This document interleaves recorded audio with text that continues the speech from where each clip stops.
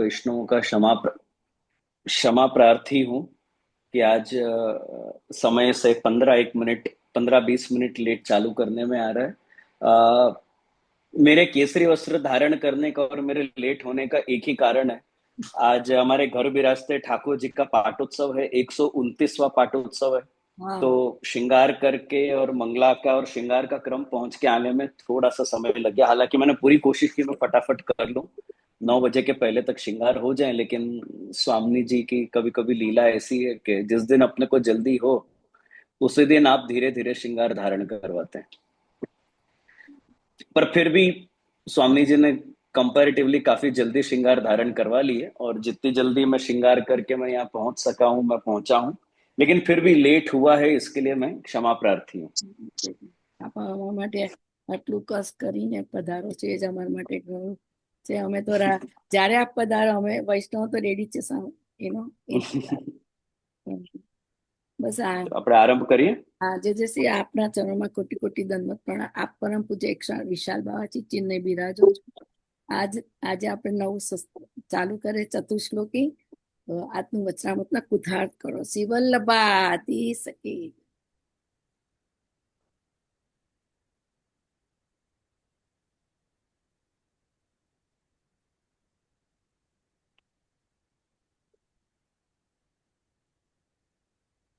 श्री कृष्णाय नमः.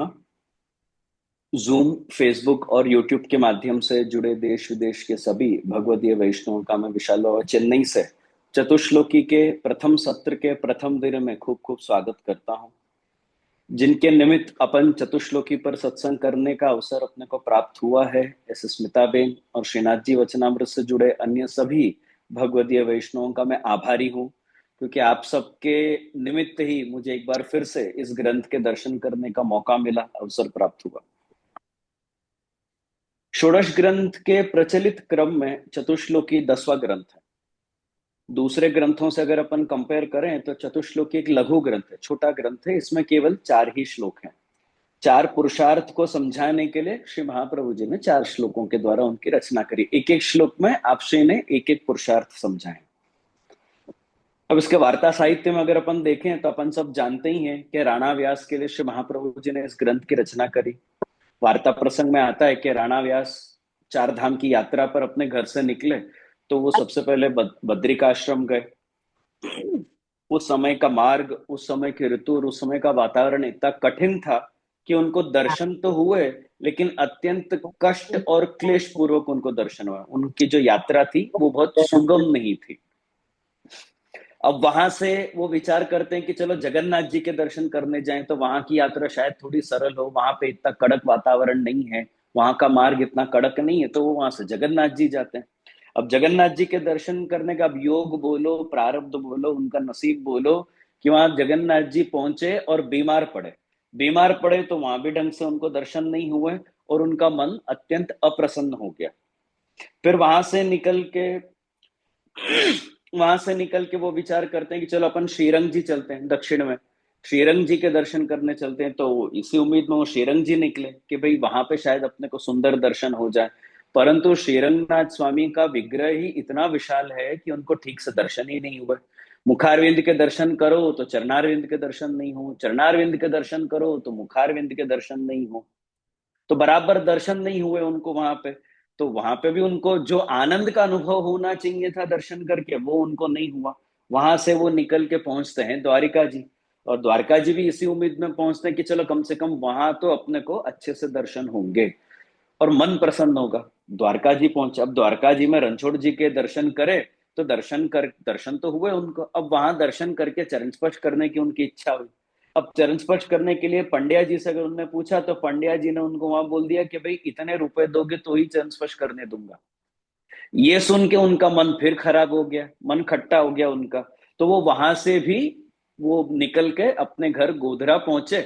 और रास्ते में वो यही विचार कर रहे थे कि भाई इतने उत्साह से वो 4 धाम की यात्रा करने के लिए निकले थे, लेकिन एक भी जगह पे उनको वो आनंद की अनुभूति नहीं हुई जिसकी उनको उम्मीद थी. तो वापस 4 धाम की यात्रा करके अपने घर गोधरा आते आते उनको लगभग 8 वर्ष हुए. आज की जैसा तो समय नहीं था कि भाई फटाफट 15 दिन में 4 धाम की यात्रा कर लो, ना हेलीकॉप्टर से कर लो, ना फ्लाइट से पहुंच जाओ, नहीं। या तो हाथ गाड़ी से, या तो बैलगाड़ी से, या तो चल के ही वो पहुंचते थे। तो पूरी 4 धाम की यात्रा करने में उनको 8 वर्ष का समय लगा, और कहीं पे भी उनको दर्शन का जो लाभ, जो सुख, जो अनुभव होना चाहिए था, वो नहीं मिला। अब यहाँ पे एक बात वैष्णव को बहुत ध्यान से समझने की है कि अगर आप शुद्ध पुष्टि जीव हो, अगर आप एक सच्चे पुष्टि जीव हो, तो आपको इन तीर्थों में भी आनंद का अनुभव नहीं होगा। अथवा तो किसको इस प्रकार से हर जगह पे जाके दर्शन करने में आनंद का अनुभव नहीं होगा? जो सही मायने में पुष्टि जीव है, उसको आनंद का अनुभव कहाँ होगा? अपने घर में विराजते ठाकुर जी की सेवा करने में, पुष्टि पुरुषोत्तम की सेवा करने में जो आनंद का अनुभव होगा, वो आनंद का अनुभव उसको बाहर धक्के खा के अन्य देवों के दर्शन, भले ही वो विष्णु स्वामी संप्रदाय के ही क्यों ना हो, ये 4 धाम से कोई विरोध नहीं है। ऐसा नहीं है कि मैं यहाँ ये कह रहा हूं कि अपना 4 धाम की यात्रा वगैरह नहीं करनी चाहिए, ठाकुर जी को छोड़ के नहीं करनी चाहिए। जहां जाओ ठाकुर जी को साथ लेके जाओ। और दूसरे प्रकार से अगर मैं आप लोगों को समझाऊं, तो जिन देवी देवता के दर्शन के लिए भाई अपन इतने लाइन में धक्के खा के, इतने घंटों बर्बाद करके, इतना खर्चा करके वहां पहुंच के लाइन में धक्के खा के अपन उन देवता का दर्शन करते हैं, उतना समय अपन अपने घर के ठाकुर जी में देते हैं। उतना समय अपन अपने ठाकुर जी को क्यों ना दें? सहजता से, सुलभता से, सरलता से आपको दर्शन होते हो, दर्शन से कोई आपत्ति नहीं है। आपत्ति दर्शन से नहीं है। लेकिन जो आप अधिक परिश्रम लेके अन्य देव का दर्शन करने जाते हो, उतना ही समय जो अपन अपने घर के ठाकुर जी में दे दें, क्योंकि वही तो ठाकुर जी हैं, अपने घर पे भी विराज रहे हैं। वहां जो विराज रहे हैं, अपने घर जो विराज रहे हैं, कोई अंतर थोड़ी है। वही ठाकुर जी अपने घर विराज रहे हैं। तो फिर बाहर जाके वही ठाकुर जी के दर्शन बाहर जाके धक्के खा के करने की आवश्यकता क्या है? खैर, वो 8 वर्ष की पूरी यात्रा करके अपने घर जब वापस आते हैं और थोड़ा समय घर पे रहते हैं, थोड़ा समय व्यतीत होता है, उनके माता पिता का देहांत होता है, हरिशरण हो जाते हैं। अब उनके पीछे उनके माता पिता ने उस समय के लगभग 5-10 हजार रुपए छोड़ के गए थे। यानी आज से लगभग आप समझो कि 500 वर्ष पहले वो 5-10 हजार रुपए छोड़ के गए थे। तो उनको अब इतना बड़ा द्रव्य था, तब उनको द्रव्य का अहंकार हुआ। सबसे पहला अहंकार उनको द्रव्य का हुआ। फिर उसके बाद वो विचार करते हैं कि चलो अपन शास्त्रों का थोड़ा अध्ययन करते हैं। तो वो शास्त्रों का अध्ययन करते हैं। शास्त्रों का अध्ययन करते करते अब उनको विद्या का भी अहंकार हुआ। इन दोनों अहंकार के कारण, द्रव्य का अहंकार, विद्या या ज्ञान का अहंकार, इन दोनों अहंकार के कारण वो अपने गांव में लोगों से बातचीत ही नहीं करते, तो वो बातचीत ही बंद कर दी। और वो विचार करते हैं कि मुझे सीधा काशी जाना चाहिए, काशी जाके वहां पे पंडितों से ही सीधा शास्त्र अर्थ करूंगा। तो राणा व्यास शास्त्रार्थ करने काशी चले गए। अब काशी गए, शास्त्रार्थ किया और हार गए। और ऐसा हारे कि उनके अहम को, उनके ईगो को ऐसी चोट लगी, ऐसी ठेस पहुंचा उनको कि वो सहन नहीं कर पाए। आत्मघात करने का उनने विचार कर लिया और आत्मघात करने के लिए गंगा जी के किनारे पे चले गए। वहां जाके फिर से वो विचार करते हैं कि एक काम करता हूं, रात के समय पे कूदूंगा, कोई नहीं देखेगा। तो दूसरे दिन सुबह हनुमान घाट पे जाके बैठ गए, अन्न जल का उन्होंने त्याग कर दिया। अब योगान योग श्री महाप्रभु जी निकट ही विराज रहे थे। और उसी समय श्री महाप्रभु जी से एक वैष्णव ने प्रश्न पूछा कि महाराज, गंगा जी में डूब मरने का क्या फल मिलता है? अब श्री महाप्रभु जी उत्तर देते हैं कि यदि आप अहंकार वश दूसरों से लड़ झगड़ के, क्लेश करके जो आप गंगा जी में डुबकी मारते हो, डूब मरने का प्रयास करते हो, ऐसे जीव को कोई फल प्राप्त नहीं होता। उल्टा उसको आत्महत्या का दोष लगता है, सर्प योनि मिलती है, और वो हमेशा रोगों से ग्रसित ही रहता है। दीनता पूर्वक संन्यास ग्रहण करके ठाकुर जी में अपने मन को स्थिर करके जो आप शरीर का त्याग करोगे, तो फिर भी आपको मोक्ष मिलने का कोई चांस है। लेकिन अगर आप केवल आत्महत्या करते हो, अहंकार रखते हुए, या क्लेश से बचने के लिए जो आप आत्मघात करते हो, तो आत्महत्या से तो जीव की केवल दुर्गति ही होती है। श्री महाप्रभु जी के इन वचनों को सुन के राणा व्यास को लगा कि ये कोई महापुरुष हैं, इनके शरण में हमको जाना चाहिए। तो वो महाप्रभु जी के शरण में जाते हैं, महाप्रभु जी से विनती करते हैं। महाप्रभु जी उनको गंगा स्नान करवाते हैं, गंगा स्नान करवा के ब्रह्म संबंध देते हैं। और साथ ही साथ ये आशीर्वाद भी आप देते हो कि जहां जहां तुम पंडितों से हारे हो वहां पुनः जाओ और जीत के आओगे। तो दूसरे दिन सुबह श्री महाप्रभु जी ने राणा व्यास को चतुश्लोकी का पाठ पढ़ाया। चतुश्लोकी का अध्ययन करके वो शास्त्रार्थ करने गए और जीत के आए। अब यहां एक और सिद्धांत ध्यान से समझो। अपने पास कूट कूट के ज्ञान भरा होगा, लेकिन जब तक गुरु की कृपा नहीं होगी तब तक अपना वो ज्ञान फलीभूत नहीं होता है। स्वतः अर्जित किया हुआ ज्ञान अहंकार उत्पन्न करता है, लेकिन गुरु कृपा से अर्जित किया हुआ ज्ञान ही फलीभूत होता है। इसलिए जो राणा व्यास ने पहले जो ज्ञान अर्जित किया था, तो उस ज्ञान का उनको अहम था और अहम होने के कारण वो जीत नहीं पाए। लेकिन जब श्री महाप्रभु जी की कृपा से उनको जो ज्ञान प्राप्त हुआ, उनके अंदर उनका जब अहम टूटा, उनके अंदर जब दीनता आई, तब जाके उनका ज्ञान उनको फलीभूत हुआ। तो विजयी होकर राणा व्यास पुनः श्री महाप्रभु जी को दंडवत करने आते हैं और उस समय महाप्रभु जी आज्ञा करते हैं, जो आज हम सब वैष्णव को यह धारण करने की आवश्यकता है कि भाई पंडितों को तो जीत लिया है, परंतु अहंकार कभी मत करना। जिस वस्तु का तुम अहंकार करोगे उसी वस्तु का नाश हो जाएगा। अगर आप एक सच्चे पुष्टि जीव हो, अगर आप सही मायने में ठाकुर जी की आपके ऊपर कृपा है, तो जिन जिन विषयों को, जिन जिन वस्तुओं को लेकर आप अहम करोगे, घमंड करोगे, ठाकुर जी सबसे पहले उन वस्तुओं का ही नाश करेंगे। क्योंकि ठाकुर जी बिल्कुल नहीं चाहते कि उनके शरण में आया हुआ जीव अहंकारी हो। तो ठाकुर जी सबसे पहले आपके अहम को तोड़ेंगे। तब राणा व्यास श्री महाप्रभु जी से विनती करते हैं कि महाराज, अब अहंकार कभी नहीं करूंगा, अहंकार करके जीवन में बहुत दुख पाया है, आप ऐसी कृपा करो कि मुझ पे भगवत अनुग्रह होए। तो श्री महाप्रभु जी उनके माथे एक लालन का स्वरूप पधरा देते हैं और घर में रहकर मन लगा के भगवत सेवा करने की आज्ञा देते हैं। ये चतुश्लोकी से जुड़ा हुआ संक्षिप्त वार्ता परिचय है। अब अगर आप चतुश्लोकी को देखो तो चतुश्लोकी के टीका साहित्य में चतुश्लोकी पर कुल मिला के 7 टीकाएं अपने को प्राप्त होती हैं। सबसे पहली टीका है श्री व्रजराय जी की टीका। अब श्री व्रजराय जी कौन? यानी आप श्री वही थे जिनने श्री बालकृष्णलाल जी को वापस से सूरत पधराए। जैसे आप लोग जानते ही होंगे कि काफी समय तक बालकृष्णलाल जी कांकरोली विराजते थे द्वारकाधीश के साथ, द्वारकाधीश की गोद में आप विराजते थे। लेकिन श्री व्रजराय जी अपने समय पे पहले आचार्य थे जिनने बालकृष्णलाल जी को वापस सूरत पधराए। आप लेख वाले पुरुषोत्तम जी के काका हैं। आपके यहाँ पे कोई पुत्र नहीं होने के कारण आपने पुरुषोत्तम जी को ही गोद लिया था। तो श्री व्रजराय जी की टीका सबसे पहली टीका है। दूसरी टीका है श्री वल्लभ जी की टीका। अब श्री वल्लभ जी यानी आप पंचम घर के बालक थे और आप लगभग पुरुषोत्तम जी के समय के ही आप बालक थे। आप उन बालकों में से थे जिन्होंने पूरे वर्ष को 3 भाग में बांट दिया था। आप श्री 4 महीने कामा विराज के चंद्रमा जी की सेवा करते, 4 महीने आप गहवर वन की बैठक में विराज के अध्ययन करते, सुबोधनी जी और अन्य ग्रंथों पे आप टीका लिखते, और बचे हुए 4 महीने आप प्रवास करते। तो दूसरी टीका है श्री वल्लभ जी की टीका। तीसरी टीका है, वो टीका का नाम है केशांचित टीका। केशांचित यानी जहां पे टीकाकार का नाम अपने को प्राप्त नहीं होता कि किसने ये टीका लिखी है, ऐसी टीका को संस्कृत में केशांचित कहते हैं। केशांचित यानी किसी की टीका, कोईकनी टीका। टीका तो छे पर कोनी छे ए खबर नहीं, नाम આપણને મળતો નથી। तो तीसरी जो टीका है वो केशांचित है। फिर एक टीका है गोस्वामी श्री मथुरानाथ जी की, एक है कृष्ण राय भट्ट जी की, एक श्रीनाथ भट्ट जी की टीका है, और एक गोस्वामी मथुरानाथ जी के आत्मज श्री द्वारकेश जी की टीका है। अब इन टीकाओं में सबसे इंटरेस्टिंग बात यह है,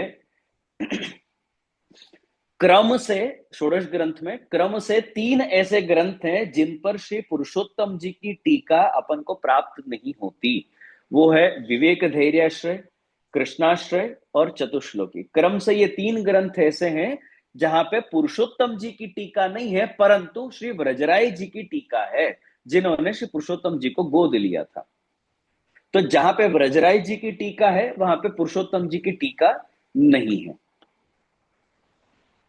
अब अपन सब ताजा ताजा बालबोध का अध्ययन करके यहाँ पे फिर से एकत्रित हुए हैं, इसलिए मैं ये उम्मीद करता हूं कि चतुश्लोकी को समझने में आपको थोड़ी सरलता रहेगी। क्योंकि बालबोध में भी पुरुषार्थ की चर्चा है, यहाँ पे भी पुरुषार्थ की ही चर्चा है, पर थोड़े अलग ढंग से। इसलिए मैंने बालबोध के बाद सीधा चतुश्लोकी चुना कि बोला वहां पे भी पुरुषार्थ की अपन ने चर्चा करी है, यहाँ भी पुरुषार्थ की चर्चा करेंगे, तो शायद कंटिन्यूटी में आपको थोड़ा सरलता से समझ में आए। यहां भी पुरुषार्थ की चर्चा है पर अलग ढंग से है। बालबोध में जो हमने पुरुषार्थ की चर्चा करी थी थोड़े अलग ढंग से करी थी, लेकिन हाँ जो व्याख्याएं अपन ने करी थी धर्म अर्थ काम मोक्ष पुरुषार्थ की जो व्याख्या करी थी वो व्याख्या तो सेम ही रहेगी, खाली उन दोनों के पहलू थोड़े थोड़े बदल जाएंगे, जिसकी चर्चा अपन अभी यहाँ पे करेंगे। अब अब अगर अपन देखें तो पुरुषार्थ मुख्य रूप से दो प्रकार के हैं, एक है लौकिक पुरुषार्थ, एक है अलौकिक पुरुषार्थ। कोई भी कार्य करते समय अपन को लौकिक और अलौकिक का विचार करना अत्यंत आवश्यक है। एक ही कार्य है, अमुक समय पे करने, अमुक कारणों से करने पे वो लौकिक बन जाता है और अमुक कारणों पे करने से वो अलौकिक बन जाता है। एक ही कार्य है लेकिन कारण के ऊपर से नक्की करने में आएगा कि वो कार्य आपका लौकिक है कि अलौकिक है। दाखला तरीके, सर्वोत्तम स्तोत्र का पाठ लौकिक के अलौकिक। आप अगर भक्ति मार्ग में आते प्रतिबंधों को दूर करने के लिए सर्वोत्तम का पाठ करते हो तो वो अलौकिक। लेकिन भूत भगाने के लिए जो आप सर्वोत्तम का पाठ करो, एग्जाम में पास होने के लिए जो आप सर्वोत्तम का पाठ करो, तो भले ही पाठ अलौकिक है पर आपकी क्रिया लौकिक मानी जाएगी। यमुनाष्टक के पाठ लौकिक के अलौकिक? जो यमुना जी के गुणगान में अब यमुनाष्टक का पाठ करो तो वो अलौकिक। लेकिन अगर लड़की के लिए लड़का ढूंढने के लिए आप यमुनाष्टक का पाठ करो, खुद की दुकान ज्यादा चलाने के लिए जब आप यमुनाष्टक का पाठ करो, तो आपका किया हुआ यमुनाष्टक का पाठ लौकिक माना जाएगा। फलेगा, ऐसा नहीं कि नहीं फलेगा, ये सब चीजें फलती हैं, पर ये लौकिक के अंतर्गत मानी जाएगी, ये अलौकिक नहीं माना जाएगा। इसी प्रकार से पुरुषार्थ भी लौकिक और अलौकिक हैं।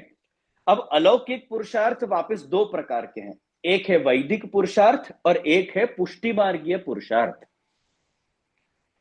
अब श्री महाप्रभु जी ने बाल बोध में दो प्रकार के पुरुषार्थ की चर्चा करी है, वो है लौकिक पुरुषार्थ और वैदिक पुरुषार्थ। लौकिक, वैदिक और पुष्टि मार्गीय, ऐसे आप देखा जाए तो तीन प्रकार के पुरुषार्थ हैं। तो महाप्रभु जी ने बाल बोध में लौकिक पुरुषार्थ की चर्चा करी है, उस पर आपने विवेचन किया है सूक्ष्म, फिर आपने वैदिक पुरुषार्थ की चर्चा करी है, और तीसरे प्रकार का पुरुषार्थ है वो है पुष्टि मार्गीय पुरुषार्थ, जिसकी चर्चा आपने इस चतुश्लोकी में करी है। अब लौकिक पुरुषार्थ यानी क्या? जहां पे आप खुद के प्रयत्न के लिए, स्वार्थ के लिए जब आप प्रयत्न करते हो, खुद की स्वार्थ, खुद की कोई इच्छा पूर्ति के लिए जब आप प्रयत्न करते हो, तो वो लौकिक पुरुषार्थ। धर्म क्यों करना चाहिए? तो आप बोलो पुण्य प्राप्ति के लिए करना चाहिए या पाप घटाने के लिए करना चाहिए, तो वो लौकिक। अर्थ क्यों कमाना चाहिए? भाई अपन अपने शौक मौज पूरे करो, अच्छे से अपना जीवन जियो, खूब आराम से चीजों को आप अफोर्ड कर सको, इसलिए अर्थ कमाना चाहिए। काम के प्रयत्न क्यों करने चाहिए? तो भाई इंद्रियों की सुखाकाई के लिए करने चाहिए। प्रत्येक इंद्रियों के द्वारा विषयों को भोग करना, भाई ये तो हमारा सहज धर्म है, ये तो हमारा राइट है, ये भाव से जो करो तो वो लौकिक काम पुरुषार्थ। और मोक्ष के प्रयत्न क्यों करने चाहिए? जब आप इन तीनों से कंटाल जाते हो, जब एक विषयासक्ति से निवृत्त होके दूसरे विषयासक्ति में प्रवृत्त होते हो, वही लौकिक मोक्ष है। संसार के एक बंधन से छूट के दूसरे बंधन में जाना ही लौकिक मोक्ष है। ऐसा नहीं है कि आप संसार से निवृत्त हो रहे हो, संसार से तो निवृत्त नहीं हो रहे हो, एक प्रकार के संसार से छूट के जब आप दूसरे प्रकार के संसार में जाते हो, वो लौकिक मोक्ष है। तो ये लौकिक पुरुषार्थ है। फिर आते हैं वैदिक पुरुषार्थ। अब जो लोग वेद में निष्ठा रखते हैं, वेद में दिए गए धर्म अर्थ काम और मोक्ष के अर्थों को ग्रहण करके जीवन निर्वाह करते हैं। अब वेद में निष्ठा रखने वाले किसी व्यक्ति से अगर आप पूछोगे कि भाई धर्म क्या है, तो वो जवाब देगा कि शास्त्र के वचनों का पालन करना ही धर्म है। शास्त्र में बताए गए विधि निषेध को ध्यान में रखते हुए खुद का आचरण करना ही, जीवन निर्वाह करना ही धर्म है। अब ऐसे ही वेद में निष्ठा रखने वाले किसी व्यक्ति से पूछो कि अर्थ क्या है, तो वो जवाब देगा कि वेद में यज्ञों के द्वारा ही सब कुछ प्राप्त करने की आज्ञा है। जो कुछ भी आप प्राप्त करना चाहते हो, आप यज्ञों के द्वारा करो, अनुष्ठान के द्वारा करो, जप पाठ के द्वारा करो। क्यों? क्योंकि ये वैदिक आज्ञा है। अगर आपको द्रव्य प्राप्ति करनी है तो लक्ष्मी जी का अनुष्ठान करो। पुत्र प्राप्त नहीं हो रहा है तो पुत्र कामेष्टि यज्ञ करो। यदि आप स्वर्ग की कामना रखते हो तो स्वर्ग कामेष्टि यज्ञ करो। तो यही उसके लिए अर्थ है। इस प्रकार के कर्मों को करना ही उसके लिए अर्थ है। और इसी का विस्तार है वैदिक काम पुरुषार्थ, जहां जीव अपनी सर्व प्रकार के कामनाओं की पूर्ति वैदिक मार्ग पे चलकर जब वो करता है, और अंत में जो उसको मोक्ष की तरफ ले जाता है, वही वैदिक काम पुरुषार्थ है। और वैदिक मोक्ष यानी क्या? इस संसार चक्र से छूटना, स्वर्ग जैसे उच्च लोकों की प्राप्ति करना ही वैदिक मोक्ष है। इस लोक से छूटना, या तो पूरे ब्रह्मांड से मुक्त हो जाना, अथवा तो इस लोक से छूट के उच्च लोकों की प्राप्ति करना ही वैदिक लोगों के लिए मोक्ष है। सरल शब्दों में अगर बोलूं तो मोक्ष यानी मुक्त होने की इच्छा, किसी भी वस्तु से मुक्त हो जाना, निवृत्त हो जाना मोक्ष है। आप अभी यहाँ पे प्रवचन में बैठे हो, जो अभी आपको प्रवचन में आनंद नहीं आए, आप सीधा मीटिंग एग्जिट करोगे, यानी मीटिंग से आपकी मुक्ति। આજ મોક્ષ છે, નિવૃત્ત થઈ જવું, મુક્ત થઈ જવું, છૂટી જવું। તો જો તમને પ્રવચનમાં બહુ કંટાળો આવતો હોય, પાછળ કોણ બેસે છે પ્રવચનમાં? આ તો ઠીક છે, આપણે તો ઓનલાઈન છીએ, ઓનલાઈનમાં તો ખેર આગળ પાછળનો કોઈ વિષય છે નહીં। બાકી જો હોલમાં પ્રવચન હોય ને, એ હોલમાં પાછળ કોણ બેસે? કે જેને આ પ્રવચનના વચ્ચેથી મુક્ત થવું હોય, એ જ પાછળ બેસે। तो आने ज मोक्ष कहेवाय। तो इस प्रकार से बाल बोध में श्री महाप्रभु जी ने लौकिक और वैदिक पुरुषार्थ की चर्चा करी। अब चतुश्लोकी में श्री महाप्रभु जी अपन को समझाते हैं कि वेद की आज्ञा अनुसार अगर आप पुरुषार्थ करके आप अगर उच्च लोकों को सिद्ध भी कर लोगे, उच्च लोकों की प्राप्ति भी कर लोगे, तो भी कोई बहुत बड़ी बात नहीं है। आने का बहु मोटू फल न कहवाय। आप वैदिक मार्ग पे चल के आपने वैदिक मोक्ष प्राप्त कर लिया, अथवा तो स्वर्ग जैसे ऊंचे लोकों को अगर आपने प्राप्त कर लिया, तो महाप्रभु जी आज्ञा करते हैं ये कोई बहुत मोटी बात नहीं है, कोई बहुत बड़ी बात नहीं है, कोई बहुत बड़ा भारी फल आपको नहीं मिल गया है। क्यों? क्योंकि गीता जी में स्वयं भगवान आज्ञा करते हैं, ते त्वं भुक्त्वा स्वर्ग लोकम विशालम क्षीणे पुण्य मर्त्य लोकम विशंति एवत्रय धर्म अनुप्रपन्ना गतागतम काम कामा लभन्ते। आप अगर पुण्य प्राप्त कर भी लो, आप अच्छे अच्छे कर्म करके उच्च लोकों को प्राप्त कर भी लो, तो भी आप उन लोकों में कब तक रहोगे? તમે સ્વર્ગ, તમને સ્વર્ગમાં જગ્યા મળે તો ક્યાં સુધી તમે સ્વર્ગમાં રહેવાના? કેટલા દિવસ, કેટલા કલાક, કેટલા મહિના? તો ભગવાન આज्ञा કરે છે કે જ્યાં સુધી પુણ્ય ક્ષીણ નહીં થાય ત્યાં સુધી તમે સ્વર્ગમાં રહેશો। અને જ્યારે પુણ્ય ક્ષીણ થાય, ક્ષીણે પુણ્ય મર્ત્ય લોકમ વિશંતિ, પાછા તમે અહીંયા જવાના। તો બોલો આવું ફલ મેળવીને શું મતલબ કે જ્યારે તમને પાછા આટલું તમે મહેનત કરો, પુણ્ય કમાઓ, ધર્મ અર્થ કામ મોક્ષ, ધર્મ અર્થ કામ સિદ્ધ કરીને મોક્ષ સુધી તમે પ્રાપ્ત કરો ને, પાછા જો તમને આ જ લોકમાં આવવું હોય તો આવું ફલ શું કામનું? तो यहां अपने मन में सहज एक प्रश्न उत्पन्न हो सकता है कि भाई ऐसा कौन सा पुरुषार्थ है जो वैदिक पुरुषार्थ से भी ऊपर की कक्षा का है? ऐसा कौन सा पुरुषार्थ है जिसकी दृष्टि स्वर्ग से भी आगे की है? तो स्वर्ग से भी आगे की दृष्टि श्री महाप्रभु जी अपन को चतुश्लोकी में प्रदान करते हैं। पुष्टि संप्रदाय के अंतर्गत चारों पुरुषार्थों की व्याख्या क्या है? तो पूर्वाचार्य अपन को समझाते हैं, पुष्टि मार्गे हरेर दास्यम धर्म। लौकिक में अगर कोई आपसे पूछे कि भाई आप कौन हो, तो आप अपना परिचय दोगे, आप अपना नाम बताओगे, अपनी अटक बताओगे, माता पिता के नाम बताओगे, सगे संबंधियों के नाम बताओगे, अपने किसी पूर्वज के नाम बता के आप अपनी पहचान बताओगे। लेकिन अलौकिक में अगर कोई आपसे पूछे कि भाई आप कौन हो, तब आप क्या जवाब दोगे? जो सच्चा पुष्टि भक्त होगा वो यही बोलेगा, पुष्टि मार्गे हरेर दास्यम। भगवान श्री हरि का दास होना ही पुष्टि भक्त का सबसे मुख्य और एकमात्र परिचय है। यही पुष्टि जीवों का धर्म है। इसलिए आप ध्यान देना, प्राचीन समय में काफी सारे ऐसे वैष्णव हुए, काफी सारे ऐसे भगवदीय हुए जो अपने नाम के आगे दास शब्द जोड़ते थे। सूर स्वामी थे, पहले दास नहीं थे, लेकिन दीक्षा लेने के बाद वो सूरदास बने। छीतु चोबा थे, छीतु स्वामी नहीं थे, छीतु स्वामी थे, छीतु चोबा थे, पर वो कब बने? ब्रह्म संबंध लेने के बाद, इस संप्रदाय में जुड़ने के बाद काफी सारे ऐसे वैष्णव हुए, काफी सारे ऐसे भगवदीय हुए जिन्होंने अपने नाम के आगे दास शब्द जोड़ दिया, क्योंकि यही पुष्टि भक्तों का सबसे मुख्य परिचय है। आप कौन? तो भाई मैं गोविंद दास, परमानंद दास, दामोदर दास, कृष्ण दास। दास कोई वो पहले से ही लेकर नहीं आए थे। दास शब्द तो उनने दीक्षा लेने के बाद पीछे से जोड़ा, जब उनको समझ आया कि पुष्टि जीव तरीके मेरा मुख्य धर्म है कि मैं भगवान का दास हूं। काफी सारे जो टीकाकार हैं वो चतुश्लोकी का अनुसंधान वृत्रासुर चतुश्लोकी के साथ करते हैं। तो जहां जहां चतुश्लोकी में धर्म, अर्थ, काम और मोक्ष की चर्चा होती है, वहां वहां पे वृत्रासुर चतुश्लोकी को कोट करके वृत्रासुर के द्वारा बताया गया धर्म, अर्थ, काम और मोक्ष को भी कोट करते हैं। अब यही, अब वृत्रासुर चतुश्लोकी में अगर आप जाओ, श्रीमद् भागवत के षष्ठ स्कंद में अगर आप जाओ, तो षष्ठ स्कंद के एकादश अध्याय में वृत्रासुर चतुश्लोकी है, जहां पे वृत्रासुर सबसे पहले पुष्टि धर्म का निरूपण करते हुए क्या कहता है? अहम हरे तव पादैक मूल दासानुदासो भवितास्मि भूयः मनस्मरेता सुपतेर गुणांस्ते गृणीतवा कर्म करो तु कायः। हे भगवान, मुझ पर आप ऐसी कृपा करो कि मैं आपके चरण कमल पे आश्रित रहने वाले जो भक्त हैं उनका मैं सेवक बनूं।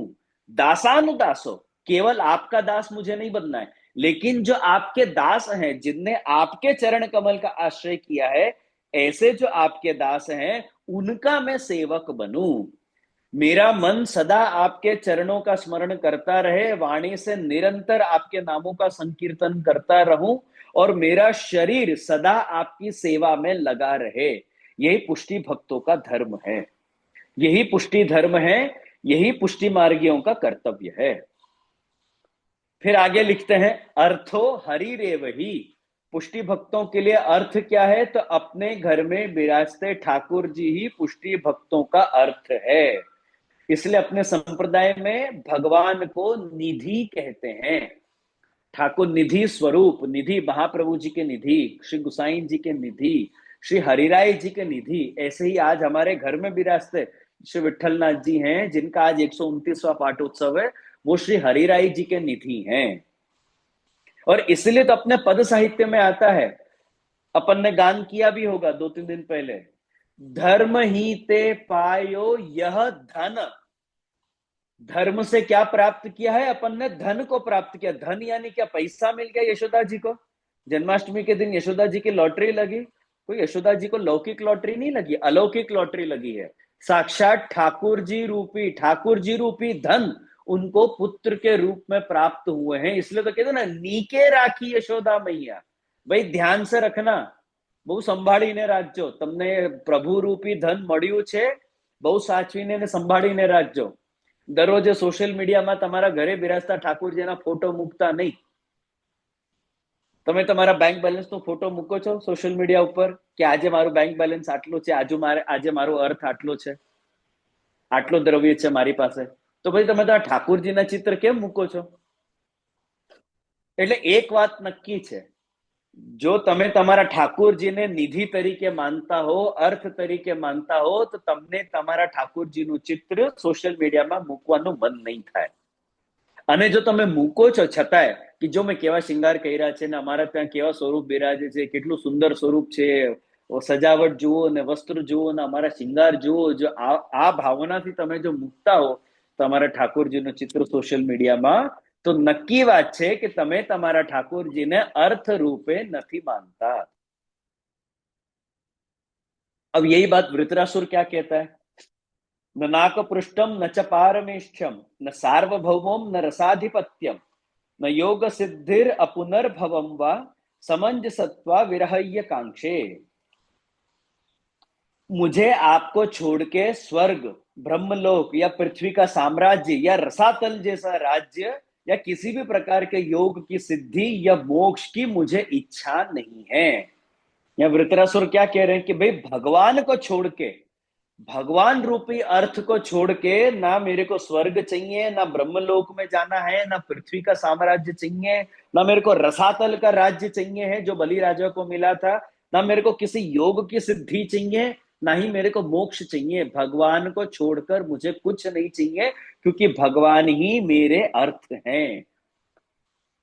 फिर तीसरा प्रश्न आता है कि भाई पुष्टि भक्तों के लिए काम यानी क्या। तो पूर्वाचार्य आज्ञा करते हैं, हरेर दिदृक्षा कामम, भगवान श्री हरि को देखते रहना, उनके दर्शन करने की ही अभिलाषा, यही पुष्टि मार्गियों का काम है। अब यही बात वृत्रासुर के किस प्रकार से कहते हैं कि अजात पक्ष इव मातरम खगा स्तन्यस्य यथा वत्सतराक क्षुधा धृता प्रियम प्रियम प्रियेव विषुतम विषन्ना मनोरविंदाक्ष दिदृक्षत्वाम।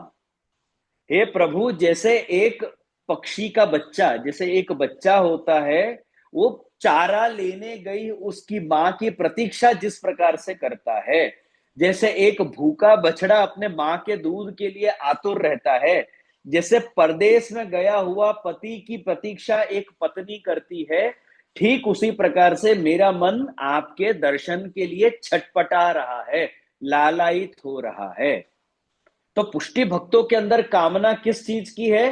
तो हरे दृदीक्षा, भगवान के दर्शन करने की ही कामना पुष्टि भक्तों के मन में रहती है। और पुष्टि भक्तों के लिए मोक्ष क्या है? मोक्ष कृष्ण से चेत ध्रुवम, भगवान श्री कृष्ण का हो जाना ही मोक्ष है। भगवान नु थई जवू, ભગવાનમાં સમાઈ જવું એવી ઈચ્છા પુષ્ટિ ભક્તો નથી રાખતા। આ સંસારથી છૂટી જવું ને આ સ્વર્ગને પ્રાપ્ત કરી લેવું અથવા તો બ્રહ્માંડમાંથી છૂટી જવું એવી ઈચ્છા પુષ્ટિ ભક્તો નથી કરતા। એ તો લૌકિક કે વૈદિક મોક્ષ છે। પુષ્ટિ ભક્તોની શું ઈચ્છા છે? તો વૃત્રાસુર કે છે ચોથા શ્લોકમાં, મમોત્તમોત્તમ શ્લોકે જનેષુ સખ્યમ સંસાર ચક્રે ભ્રમત સ્વકર્મભિઃ ત્વન્માયયા ત્વન્માયયા આત્મજ દારગેહે श्वासक्त चित्त से ननात भूयात। हे प्रभु, मेरे कर्मों के अनुसार जहां भी मुझे जन्म मिले वहां मुझे आपके भक्तों का आश्रय प्राप्त हो। घर में मेरी आसक्ति, देह में मेरी आसक्ति, लोगों में मेरी आसक्ति, विषयों में मेरी आसक्ति, सगे संबंधियों में मेरी कभी भी आसक्ति मुझे ना मिले। इन सब जगह पे मुझे आसक्ति नहीं मिले। आप अगर जो मुझे पुनर्जन्म भी प्रदान करो तो ऐसी जगह पे प्रदान करना कि जहां पे आपके भक्तों का मुझे आश्रय मिले। ये घर परिवार संसार चक्र में फिर से फंसूं, ऐसा आप मत करना। इन सब जगह मेरी आसक्ति हो, आप ऐसी जगह पे मुझे जन्म मत देना। इसलिए आप मेरे पूर्व के प्रवचन आप उठा के देख लो। मैं एक बात हमेशा बोलता हूं, बहुत प्रेमी परिवार मिले वो भगवत कृपा, के बहुत क्लेशी परिवार मिले वो भगवत कृपा। अगर इसी जन्म में भगवान आपका उद्धार करने की इच्छा रखते होंगे तो आपको जन्म से लेके अंत समय तक चारों बाजू क्लेशी क्लेश मिलेगा, कि जिससे इन सब में रही हुई अपनी आसक्ति निवृत्त हो जाए। माता पिता से अपना कोई प्रकार का क्लेश हो, पति पत्नी का अपना आपस का कोई प्रकार का क्लेश हो, सास ससुर के साथ आपका क्लेश हो, ससुराल वालों के साथ आपका क्लेश हो, सब क्लेश सहन कर करके भगवान आपको इतना परिपक्व बना देते हैं, आप इन सब चीजों से इतने ऊपर उठ जाते हो कि फिर जब ये छोटी मोटी बहस और झगड़ा ये बोले ये सब फिर आपको विचलित कभी नहीं कर पाएगी।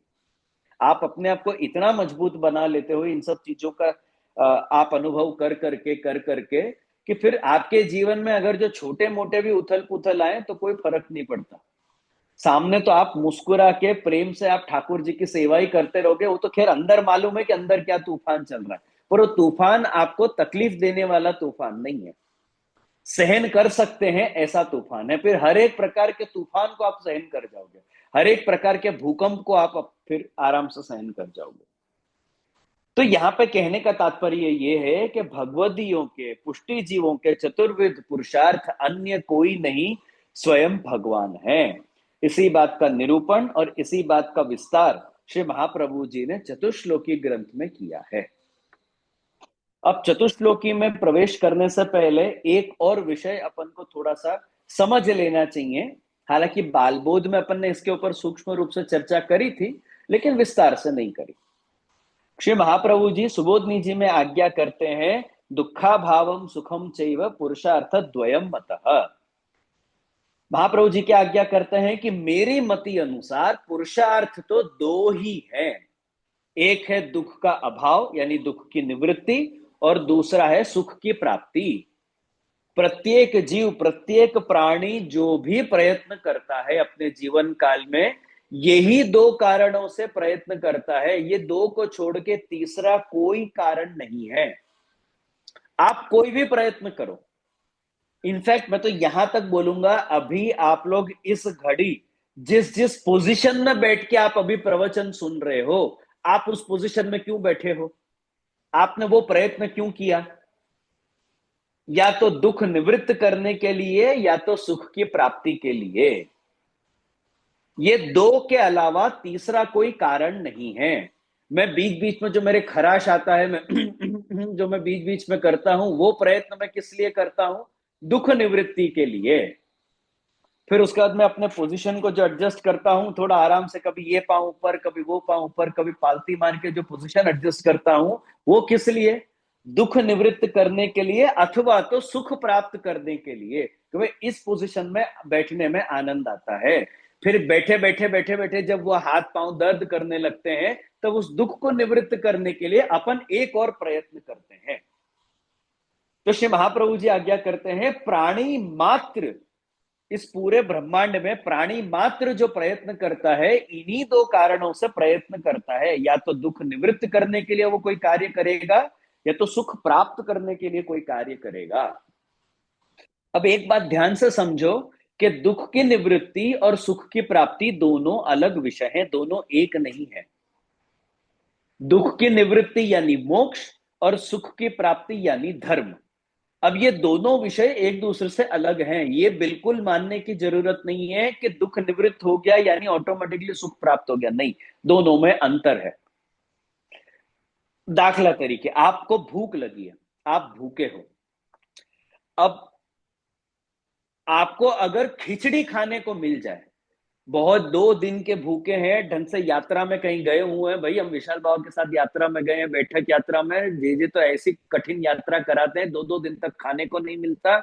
सुबह नाश्ता करा के निकल जाते हैं, रात को 12-12 1-1 बजे तक जगह पे नहीं पहुंचते, तो कहां से रसोई होगी? तो रसोई मिली नहीं, और रात को पहुंचे एक जगह पे, इतना लेट अपन पहुंचे कि आपको इतनी भूख लगी। अब उस भूख में आपको अगर खिचड़ी मिल जाए, तो आपका दुख निवृत्त होगा कि नहीं? आपकी भूख शांत होगी कि नहीं? केवल खिचड़ी मिलने से आपका दुख तो निवृत्त हो जाएगा। क्यों? क्योंकि खिचड़ी खाने से एटलीस्ट पेट तो भरा। भले आपको खिचड़ी पसंद नहीं हो, कि आपको लग रहा है यार क्या खिचड़ी खाना, पर कम से कम ऐसी परिस्थिति में खिचड़ी मिल जाने से आपका दुख तो निवृत्त हो जाएगा। ટેકો તો મળી ગયો કે નહીં તમને ખીચડી ખાવાથી? એક આધાર થઈ ગયું ને? પણ હવે સુખ ક્યારે થશે? सुख की प्राप्ति कब होगी? जब आपको खिचड़ी नहीं, खिचड़ी की जगह आपको अत्यंत भूख लगी हो, और ऐसे समय पे आपको भाई बटर नान मिले, पनीर मिले, दाल फ्राई मिले, दाल मखनी मिले, पुलाव मिले, ये सारी चीजें अगर आपको मिले, आप अत्यंत भूखे हो, और ये सारी चीजें जब आपको मिलती हो, तब आपको केवल दुख निवृत्त नहीं होगा, आपको सुख की भी प्राप्ति होगी। खिचड़ी से केवल दुख निवृत्त हुआ, सुख प्राप्त नहीं हो, क्योंकि खिचड़ी के लोग ज्यादा शौकीन नहीं है। हालांकि गुजराती लोग फिर भी खिचड़ी के शौकीन है, अदरवाइज इन जनरल लोग खिचड़ी को बीमारों का खाना मानते हैं। कह रहे जब बीमार होंगे तब खिचड़ी खाएंगे, नित्य में कौन खिचड़ी खाता? और यही आप भाई दूज के दिन देखो, भाई दूज में खास ठाकुर जी को खिचड़ी आती है। भाई दूज के दिन ठाकुर जी खिचड़ी खास अरोगते हैं, और अपन जन्मदिन पे खिचड़ी खाने के लिए अपन कंटालते, यार जन्मदिन पे सारा दिवसों में कोई खिचड़ी बने, सारा दिवसों में कोई खिचड़ी खाए, और ठाकुर जी को भाई दूज के दिन खिचड़ी खास आती है। तो दुख की निवृत्ति और सुख की प्राप्ति दो अलग विषय हैं। ऐसे ही आप धर्म के जितने भी कार्य करते हो, धर्म के अंतर्गत आप जितने भी कार्य करते हो, वो सभी कार्य आप सुख प्राप्ति के लिए ही करते हो, और कोई कारण नहीं है। अब चाहे आप उसको स्वीकारो कि नहीं स्वीकारो, चाहे पुष्टि मार्गीय हो कि अन्य मार्गीय हो, जितने भी धार्मिक कार्य अपन करते हैं वो सभी धार्मिक कार्य अपन सुख प्राप्ति के लिए ही करते हैं। धर्म करवाती શું મળે છે આપણને? आप यज्ञ करते हो, दान करते हो, सेवा करते हो, जप पाठ करते हो, इन सब करने, ये सब कार्य करने से अपने को क्या मिलता है? पुण्य की प्राप्ति होती है, अथवा तो पाप कर्म घटते हैं। इन सब से क्या होता है? अपन को सुख प्राप्त होता है। पुण्य कर्म करने से जो प्रारब्ध के दोष घटते हो तो प्रारब्ध उतना भोगना नहीं पड़ता, जो भोगना नहीं पड़ेगा तो उससे अपन के जीवन में दुख कम कर लिया अपन ने, तो उससे अपन ने जीवन में सुख को प्राप्त किया है। तो जितने भी धार्मिक कार्य अपन करते हैं, अंत तो गत्वा या तो जीते जी सुख प्राप्त करने के लिए करते हैं, या तो मृत्यु पश्चात अपन सुख प्राप्त करने के लिए करते हैं। इसके अलावा धर्म का और कोई कारण नहीं है। જો તમને ખબર પડે કે કોઈને 2 રૂપિયા આપવાથી તમને 2 રૂપિયાનો પુણ્ય મળવાનો નથી, પછી તમે કોઈને 2 રૂપિયા આપશો? તમને ઈચ્છા થશે 2 રૂપિયા આપવાની? અમારા ચરણ સ્પર્શ કરીને 100 રૂપિયા મૂકવાથી ને અમારા આશીર્વાદ મેળવવાથી કાંઈ ભલું થવાનું નથી તમારું. બોલો, હવે તમે ચરણ સ્પર્શ કરશો? 100 રૂપિયા મૂકશો? नहीं મૂકો. तो कहने का तात्पर्य यह है कि धर्म के जितने भी कार्य अपन करते हैं वो सुख की प्राप्ति के लिए करते हैं। इसलिए अब याद करो, बहुत पुराने समय में बॉलीवुड में एक गाना है, आप लोगों को अगर याद हो तो, गरीबों की सुनो वो तुम्हारी सुनेगा, तुम 1 लाख दोगे वो 10 लाख देगा। तो यानी धर्म करना सुख प्राप्ति के लिए किया गया आपका इन्वेस्टमेंट है। आप बिना रिटर्न के इन्वेस्टमेंट नहीं करोगे। तो आप धर्म भी क्यों करते हो? इन जनरल लोग धर्म भी क्यों करते हैं? इसी भाव से कि भाई हमको 1 लाख हम देंगे तो हमको आगे चल के 10 लाख की कृपा मिलेगी। तुम 1 लाख दोगे तो वो 10 लाख देगा। इस भाव से जब आप धर्म करते हो तो महाप्रभु जी आज्ञा करते हैं कि ये जो आपका किया हुआ धर्म है ये केवल सुख की प्राप्ति के लिए किया है। अब ऐसे ही जितने भी मोक्ष के आप कार्य करते हो, मुक्ति संबंधित आप जितने भी कार्य करते हो, वो दुख की निवृत्ति के लिए ही करते हो, और कोई कारण नहीं है। आपके अंदर मोक्ष की इच्छा कब होती है? मोक्ष की कामना कब होती है?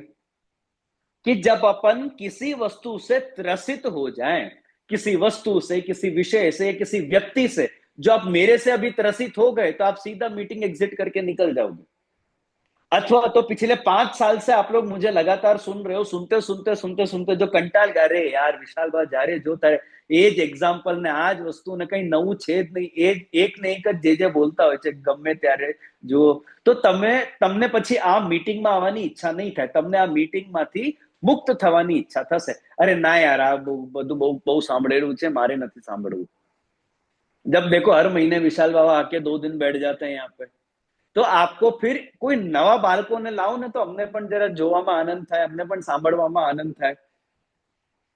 જ્યારે જુઓ ત્યારે વિશાલ ભાવ દર મહિને આવીને બેસી જાય છે। જો આવો ભાવ તમારા મનમાં હોય તો પછી તમને આ મીટિંગમાંથી મુક્ત થવાની ઈચ્છા થશે। तो मुक्ति की इच्छा अपने अंदर कब उत्पन्न होती है? जब अपन त्रसित हो जाते हैं किसी वस्तु से, किसी विषय से, जब आप कंटाल जाते हो तब आपको छूटने की इच्छा होती है। और इसी मुक्ति की कामना से तो दुख निवृत्ति के लिए ही मोक्ष है। तो भाई आ दुख मारू टड़े, आ दुख क्यारे टड़े? અહીંથી આપણે નીકળીએ તો ત્યારે આ दुख टड़ी जैसे। और इसी मुक्ति की कामना से शंकराचार्य जी लिखते हैं, पुनरपि जननम पुनरपि मरणम पुनरपि जननी जठरे शयनम, ये संसारे भव दुस्तारे कृपया पारे पाहि मुरारे, भज गोविंदम गोविंदम भज मूढ़ मते। क्या कह रहे शंकराचार्य जी, भाई बार बार जन्म लो, बार बार मरो, फिर बार बार फिर से जन्म लो, माँ के गर्भ में जाओ, 9 महीने वहां रहो, फिर उसके बाद फिर से बाहर रहो, इस संसार में आओ, संसार के क्लेशों को सहन करो। बार बार ये करने से अच्छा है कि भाई गोविंद का भजन करो, भगवान का भजन करो, भगवान का नाम लो, और इस संसार से मुक्त हो जाओ। શું વારે ઘડીએ જન્મવું ને મરવું ને જન્મવું ને મરવું ને માથાકૂટ ને પાછો આ બધું કરો? અચ્છા, આમાં ગ્રુપમાં કેટલા જણ છે જેને પાછા સંસારમાં આવું છે? કે આ શંકરાચાર્ય વાળો ભાવ તમારા મનમાં ઓલરેડી ઉત્પન્ન થઈ ગયું? ઉઠા લે રે બાબા ઉઠા લે, કેટલાના મનમાં આ ભાવના છે કે હવે મારે નથી જીવવું અહીંયા? और इसी भावना में बार बार जन्मना, बार बार मरना, इसी चक्कर से त्रसित होके सूरदास जी भी लिखते हैं, अब में नाच्यो बहुत गोपाल। हे भगवान, હવે બહુ થઈ ગયું, હવે તો તમારા ચરણમાં અમને સ્થાન આપો। तो जन्म मरण के दुख से निवृत्त होने के लिए आप जो भी प्रयत्न करो, या आप जो प्रार्थना प्रार्थना करो, या जो भी प्रयत्न करो, वो मोक्ष पुरुषार्थ है। तो सरल शब्दों में बोलूं तो हर वो प्रयत्न जिससे आपका दुख निवृत्त होता हो या आपको सुख की प्राप्ति हो, वही पुरुषार्थ है। धर्म, अर्थ, काम और मोक्ष, इनका अगर आप गहराई से विचार करो तो मूल पुरुषार्थ तो दो ही है, धर्म और मोक्ष। एक है सुख प्राप्ति के लिए धर्म, और दूसरा है दुख की निवृत्ति के लिए, वो है मोक्ष। आपकी हर एक इच्छा के पीछे ये दो ही विषय हैं, या तो मुझे सुख प्राप्त हो या तो मेरा दुख दूर हो, इसके सिवाय और कोई भावना अपने अंदर नहीं है। अब यहां एक प्रश्न और उत्पन्न होता है कि अगर धर्म और मोक्ष ही मुख्य पुरुषार्थ है, तो अर्थ और काम को पुरुषार्थ में क्यों जगह दी? धर्म और मोक्ष ही अगर जो मुख्य पुरुषार्थ है कि भाई या तो मैं सुख प्राप्ति के प्रयत्न करता हूं या तो दुख निवृत्ति के लिए प्रयत्न करता हूं, तो फिर काम और मोक्ष, काम और अर्थ को पुरुषार्थ में जगह क्यों मिली, पुरुषार्थ में स्थान क्यों दिया गया? तो इसका जवाब है कि धर्म आरंभ है, मोक्ष उसका नतीजा है। लेकिन आरंभ से लेके अंत तक पहुंचने के लिए जो क्रिया हम करते हैं, वो अर्थ और काम के बिना वो क्रिया नहीं हो सकती। आप अर्थ के बिना धर्म सिद्ध नहीं कर सकते और काम के बिना मोक्ष सिद्ध नहीं कर सकते। इसलिए अर्थ और काम को भी पुरुषार्थ का दर्जा दिया है। यद्यपि मुख्यता तो धर्म और मोक्ष की ही है, लेकिन बिना अर्थ के धर्म और बिना काम के मोक्ष आप सिद्ध नहीं कर सकते, वो जर्नी ही नहीं कर पाओगे।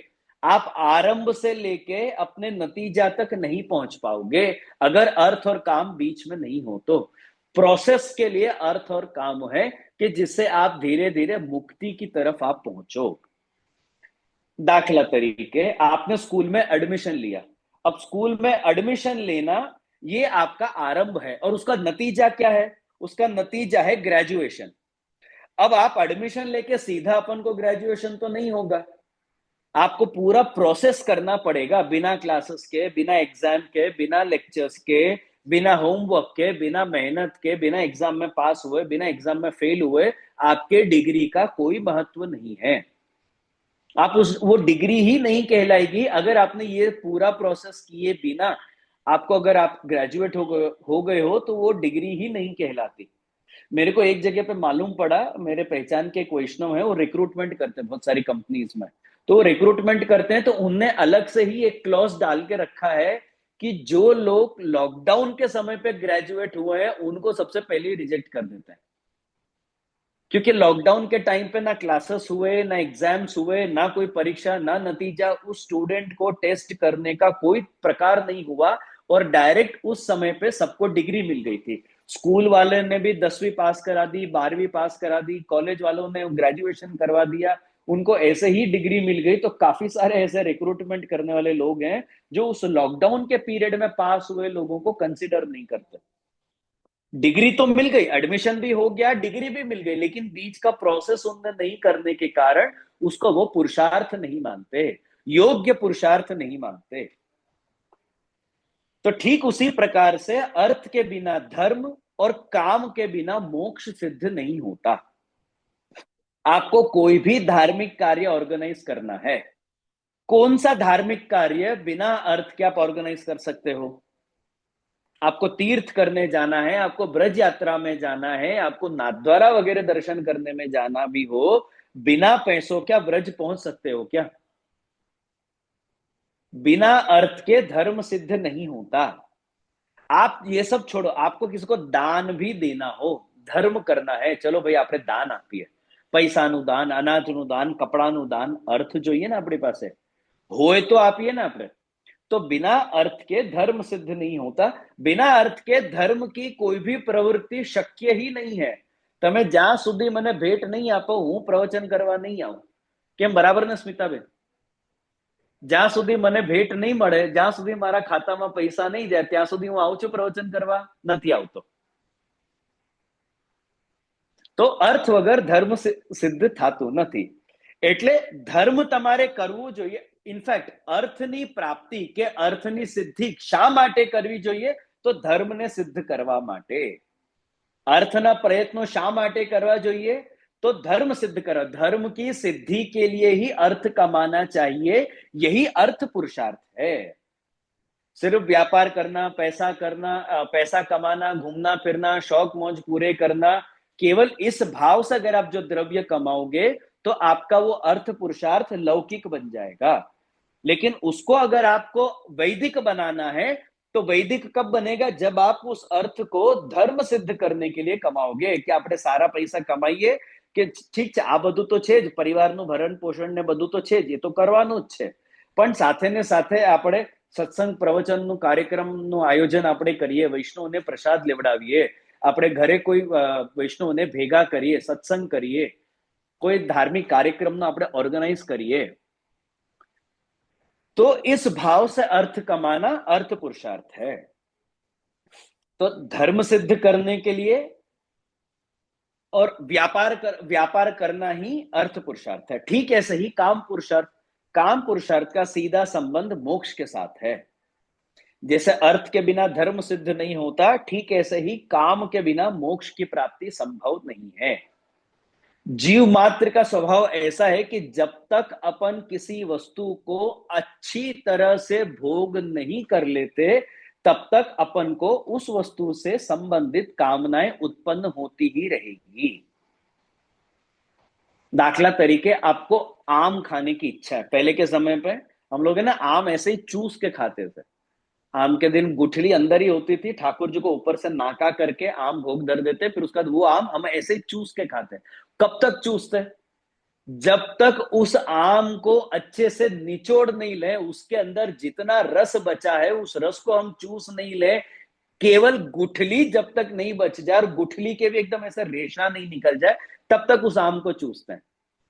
और यहां तक के जो आम के छिलका है उसको भी ए करके ऐसे वहां तक अपन चूसते हैं कि जब तक छिलके में से भी रस नहीं निकल जाए।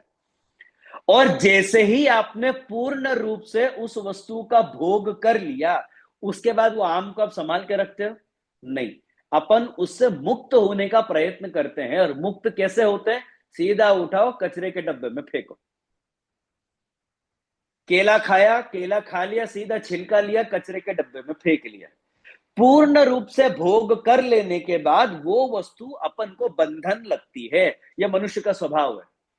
जब आप किसी वस्तु का उपभोग पूर्ण रूप से कर लेते हो, तब वो वस्तु आपको बंधन लगती है, और बंधन लगती है तो आप उस बंधन से छूटने का प्रयत्न करते हो।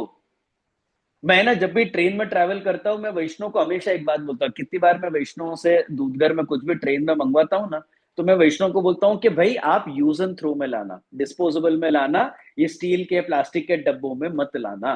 क्यों? क्योंकि पूर्ण रूप से भोग करने के बाद अब वो डब्बा मेरे को संभाल के रखना पड़ता है। कौन से स्टेशन में किस वैष्णव ने कौन सा डब्बा दिया, अब वो डब्बा मेरे को संभाल के याद रख के अलग अलग वैष्णव का थैला बना के रखना पड़ता है मेरे को, कि जिससे नेक्स्ट टाइम जब मैं उस वैष्णव से मिलूं तो उसको मैं उसका डब्बा रिटर्न कर दूं।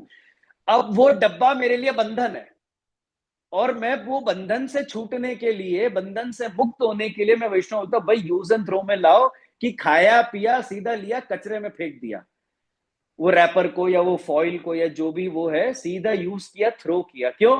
क्योंकि मनुष्य का स्वभाव है किसी भी वस्तु का जब आप पूर्ण रूप से उपभोग कर लेते हो, उसको आप वापर लेते हो, तो वो आप उसको छोड़ना चाहते हो, आप उससे हटना चाहते हो, मुक्त होना चाहते हो। आपका एक घर है, उस घर को आपने रेनोवेट करा के थोड़े दिन तो आपको बहुत मजा आएगा। अब 20, 25, 30 साल निकलने के बाद अब आपको वही घर बंधन लगेगा। क्यों? अरे यार कंटाड़ी गया, હવે ઘરનું પૂર્ણ રૂપે ઉપયોગ થઈ ગયું છે, बाथरूम को अच्छे से यूज कर लिया है, लिविंग रूम को अच्छे से यूज कर लिया है, सारे फर्नीचर को अच्छे से यूज कर लिया है। अब बोर हो गए, यही कलर कॉम्बिनेशन, यही कर्टन, यही सोफा, यही सब कुछ देख देख के अपन बोर हो गए हैं, तो अब अपन उससे मुक्त होने का प्रयत्न करते हैं। अब वो बंधन लगने लगी है। तब अब मुक्त कैसे होते हैं? रेनोवेशन करा के अपन मुक्त होते हैं, अलग कलर का पेंट करा के अपन उससे बंधन से छूटने का प्रयत्न करते हैं, कर्टेन्स के कवर चेंज करते हैं, सोफा के कुशन्स चेंज करते हैं, कारपेट चेंज करते हैं। इस प्रकार से अपन मुक्त होने के प्रयत्न करते हैं, उस पुराने बंधन से छूटने के अपन प्रयत्न करते हैं। ज्यादातर लेडीज को मैं यहां अगर पूछूं तो ज्यादातर लेडीज को ससुराल बंधन लगेगा। साची बात के नहीं? बहुत समय तक ससुराल में रहने के बाद आपको ससुराल बंधन लगेगा, तो अपने को क्या इच्छा होगी कि थोड़े दिन पियर जाके आते हैं। तो अपन ससुराल से मुक्त होने के अपन प्रयत्न करते हैं और अपन पियर चले जाते हैं। मजे की बात यह है कि थोड़े टाइम के बाद पियर भी बंधन लगेगा। तो जब पियर बंधन लगने लगेगा तब अपन फिर से पियर से मुक्त होकर ससुराल में आने का अपन प्रयत्न करते हैं। तो अमुक वस्तु तक, अमुक समय तक किसी भी वस्तु का उपयोग कर लेने के बाद वो वस्तु अपन को बंधन लगती है और फिर व्यक्ति उस बंधन से छूटने का प्रयत्न करता है। तो आज अपने अंदर सुख भोगने की कामना है। आज अपन सबकी मानसिकता, अपनी इंद्रियां, अपने विचार, अपना स्वभाव ऐसा है कि अपन को तो भाई संसार में आए हैं तो सुख भोगने आए हैं। तो जब तक आप हर जगह से सुख भोग नहीं लेते तब तक आपके अंदर मुक्ति की कामना उत्पन्न नहीं होगी। मैं ये संसार चक्र से छूटूं, ये कामना आपके अंदर उत्पन्न नहीं होगी। ये कामना कब उत्पन्न होगी? जब आपको घर से, आपकी इच्छा है कि शायद घर से मेरे को सुख मिले लेकिन घर से क्लेश मिलता है, तो अब आपको घर से आपकी कामना हट गई। फिर अपने को लगता है शायद घर वालों से अपने को सुख मिले पर घर वालों से भी क्लेश ही मिल रहा हो, अब घर वालों में आपकी कामना हट गई। सुख पूर्ति के लिए फिर अपन बाहर की तरफ देखते हैं पर बाहर भी अपने को कोई ऐसा कोई खास सुख अपने को मिल नहीं रहा है, तो अब वहां से अपनी कामना हट गई। फिर अपने को लगता है कि शायद पैसा कमाने में अपने को सुख प्राप्त हो। एक टाइम के बाद पैसा कमाने में भी अब आपको वो सुख का अनुभव नहीं हो रहा जो एक समय पे होता था। अब वो भी आपने अच्छे से कमा लिया, अब उससे भी आपको छूट। ऐसे करते करते जब प्रत्येक जगह से, प्रत्येक विषयों से जब अपन निराश होते हैं, હવે ઘરમાંય મજા નથી, ઘરના લોકોમાંય મજા નથી, સગા સંબંધીઓમાંય મજા નથી, આપણે આસપાસના લોકોમાંય મજા નથી, ફરવામાંય મજા નથી, પૈસામાં પણ હવે મજો નથી રહ્યો જે એક સમયમાં હતો। इन सभी जगह से जब अपन निराश हो जाते हैं, जब अपन ने अच्छे से सुख भोग लिया है, अब इनमें से किसी में से भी सुख भोगना अब बाकी नहीं बचता है, तब जाके उस व्यक्ति के अंदर ये भाव उत्पन्न होता है कि હવે હવે આપણે અહીંથી છૂટીએ તો સારું। आप है ना 4 सीनियर सिटीजन के बीच में आप कभी बैठो, 4 सीनियर सिटीजन के बीच में किस प्रकार की चर्चा चलती है? હવે આ ગયા દેખાતું નથી, કાને સંભળાતું નથી, પગે ચલાતું નથી, કમરથી વળાતું નથી, હવે ભગવાન ક્યારે અમને અહીંથી બસ હવે પોતાની પાસે બોલાવી લે એટલું સારું, જેટલું જલ્દી ભગવાન બોલાવે એટલું સારું। આ જ બધી ચર્ચાઓ, जो તમે 4 सीनियर सिटीजन ना वच्चे बेसो ने, आज बड़ी चर्चाओं चलती रहे छे। भाई दिखता नहीं है, झुका नहीं जाता, ये नहीं किया जाता, वो नहीं किया जाता, अब ऐसा जीवन कब तक जीते रहेंगे, भगवान जल्दी अपने पास बुला लें तो अच्छा। यानी अब अपन ने अपने शरीर से, अपने इंद्रियों से जो सुख भोगना था सब भोग लिया है। अब अपना शरीर, अपने इंद्रिय अब अपने को सुख प्रदान नहीं कर रहे हैं, इसलिए अब अपन इनसे छूटने के प्रयत्न करते हैं। तभी व्यक्ति के अंदर मोक्ष की भावना उत्पन्न होती है कि अब बहुत हो गया। सूरदास जी ने बोला ना कि अब मैं नाच्यो बहुत गोपाल, अब बहुत नाच लिए संसार में, अब ये सब सहन नहीं होता, अब तो ये दुख का कारण बन गए हैं। घर दुख का कारण बन गया है, परिवार दुख का कारण बन गया है, सगे संबंधी दुख के कारण बन गए, इनफैक्ट पैसा भी दुख का कारण बन गया है। तो अब अपन इससे छूटना, यही अपना मोक्ष है। कुछ ऐसे विषय हैं जो जीव के अंदर सहजता से उत्पन्न होते हैं और कुछ विषयों के लिए विशेष प्रयत्न करना पड़ता है। सुख भोगने की कामना जीव के अंदर सहजता से उत्पन्न होती है, वो जीव के साथ सहज है, उसके लिए आपको प्रयत्न नहीं करना पड़ता, विशेष प्रयत्न नहीं करना पड़ता। आपके हर एक कृति सुख भोगने के लिए ही है। लेकिन इस संसार को छोड़ने के लिए अपने को विशेष प्रयत्न करना पड़ता है। संसार भोगने की इच्छा तो अपने अंदर सहज है, लेकिन उस संसार को छोड़ने की इच्छा अपने अंदर सहज नहीं है, उसके लिए अपन विशेष प्रयत्न करते हैं। तो विशेष प्रयत्न भी अपन कब करते हैं? जब अपन संसार से कंटाल जाते हैं। संसार के हर एक पक्ष से जब आपको निराशा हाथ लगती हो, जब आपको दुख का अनुभव होता हो, तभी आपको इस संसार से मुक्त होने की इच्छा उत्पन्न होगी और फिर आप मुक्ति के लिए विशेष प्रयत्न करते हो। तो बिना काम के मोक्ष सिद्ध करना संभव ही नहीं है। बिना अर्थ के धर्म सिद्ध नहीं हो सकता, ठीक उसी प्रकार से बिना कामना के मोक्ष सिद्ध नहीं हो सकता। पहले तो आपकी कामना धीरे धीरे चढ़ेगी, धीरे धीरे चढ़ते चढ़ते चढ़ते चढ़ते फिर आप अपनी कामना के पीक पर होगे।